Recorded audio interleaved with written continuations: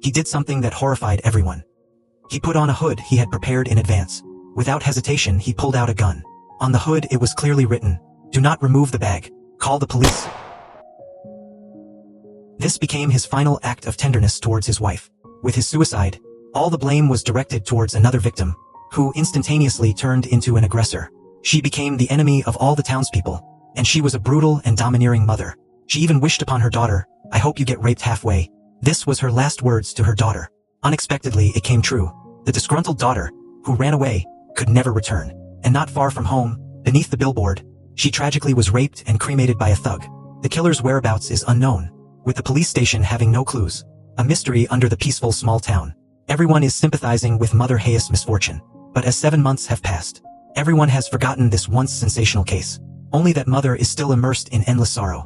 On this day, she found those 3 abandoned billboards. A bold idea sprung up.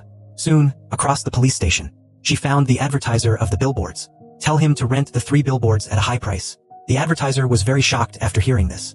After seeing clearly the slogan the woman gave him, he immediately understood what was going on in his heart. "I guess you are Angela Hayes' mother." That's right. The billboard quickly became the most eye-catching scenery around.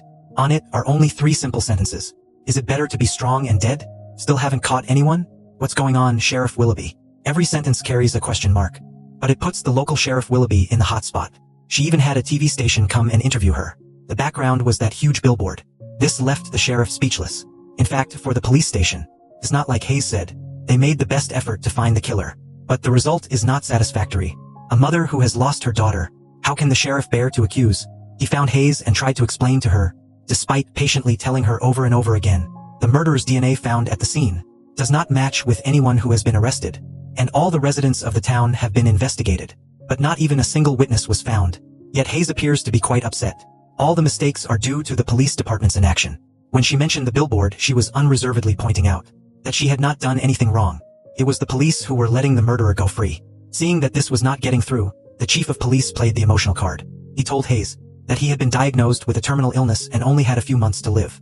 Hayes' response was lukewarm, saying she knew, and it was precisely because there were only a few months left that she had put up the billboard. This has left the sheriff extremely helpless, but he has not noticed. Hess swings the swing to mask his unwillingness. It's actually the departure of his daughter. She is not blaming or punishing the sheriff, but afraid that she will also forget. The trouble of the daughter is due to him.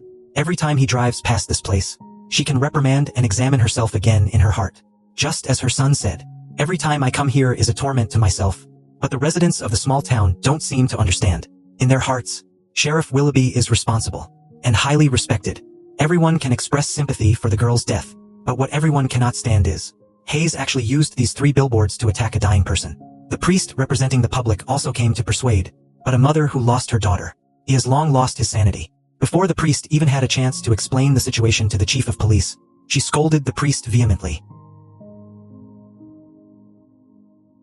After that, when she went to the dentist, she was treated with cold indifference. Even without a preparation of anesthetic, they forcibly pulled Hayes' tooth out. He only wished to seek revenge for Chief Willoughby. Most people in the town are supporters of Willoughby, but subtly aware Hayes never considered it.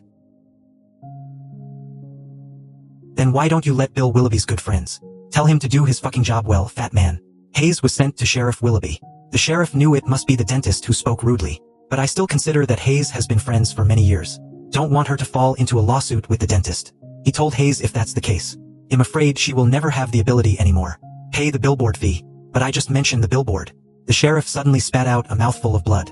I didn't mean it, I know. Accidentally, I know, friend. The unexpected event revealed Hayes' true colors. He even called Willoughby baby. As he was transported to the ambulance, Willoughby kept urging the officers to let Hayes go. But on the way home, the son could no longer bear it. He had also had enough of these 3 billboards. Already tired of this torment, sister was raped to death. Self is constantly reminded by huge advertisements. He doesn't know what the mother really wants to do. But Hayes will never forget that day. The daughter just wanted to borrow his car, but her disrespectful words angered this divorced mother. After a big quarrel, the mother only left the daughter with her last words. Is that true? I wish you were raped halfway. Now all the grief, anger, persistence don't understand. All are placed on the billboard. This also made her and her family the target of public criticism. The ex-husband, who hadn't seen for a long time, came to the door. Ask him what the billboard is going on. Hayes tells him, I just want the police to pay attention to the case. This will increase the chance of solving the case. But men are furious because they become laughingstock. They resort to domestic violence just as before their divorce at the slightest disagreement.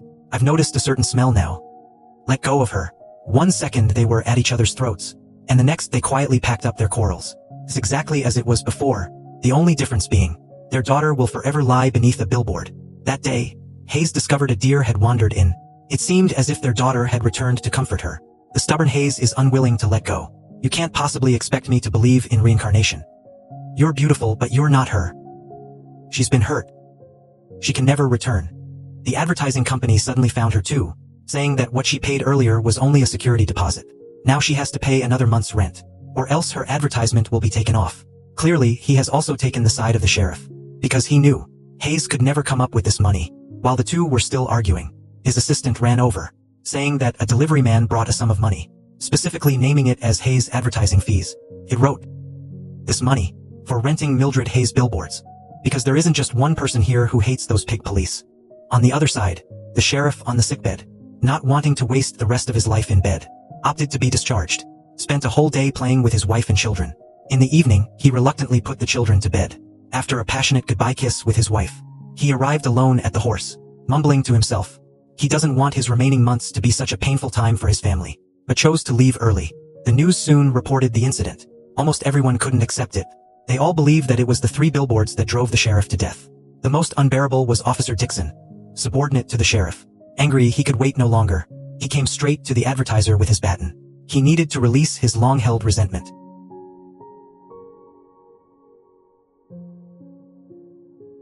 But everything he did was all seen by the new sheriff. He was quickly suspended and sent home. This time, Hayes and his family were thoroughly isolated. Even when he went to take his son to school, he was insulted by students throwing drinks at him. Hayes, who had never wavered, was as stubborn as always. Do you know who threw that can? What can? What about you? Do you know who threw it?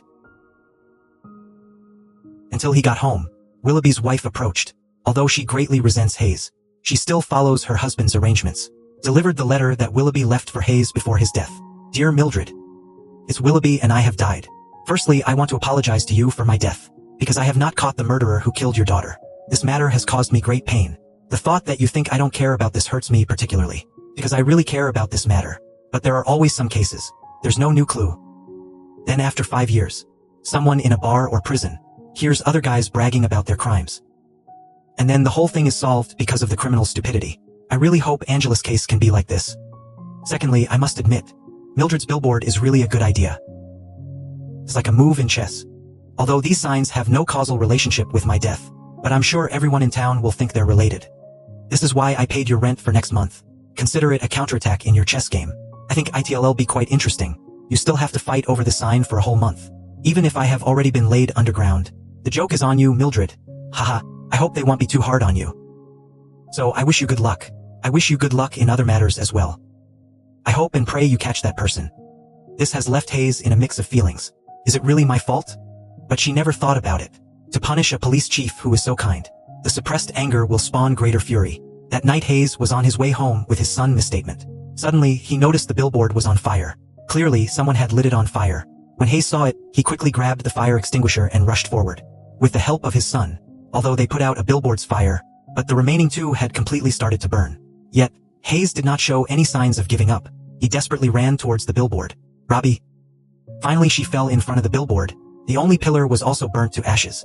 At this moment, she has completely become demonic. Definitely someone from the police station. He burned his urge to be strong. She also completely turned to the extreme. That night, she decided to set the police on fire. She made a series of calls to the police station to make sure no one was inside. Then she could do this. What he doesn't know yet is that Dickinson is inside. After learning that Sheriff Willoughby had his last letter, to avoid catching a new sheriff. At this moment, he was reading the letter seriously with his headphones. Even the phone ringing didn't wake him up. Willoughby in the letter kept encouraging him. The letter full of true love is so sincere, full of care. Dixon was deeply moved. The sheriff became his role model. But with the last molten bottle being thrown in, he discovered that the police station was surrounded by a fire. But the first thing he thought of is Hayes' daughter's file.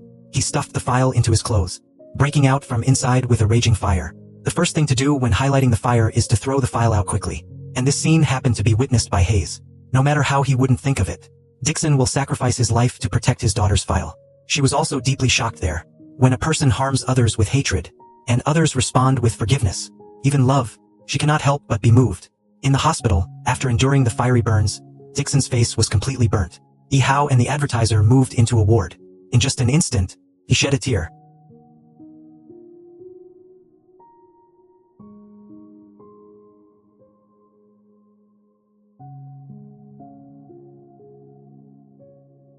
In the end, he still forgave Dixon. Limping, he poured him a cup of juice. At this point, Dixon finally understood the meaning of the sheriff's letter.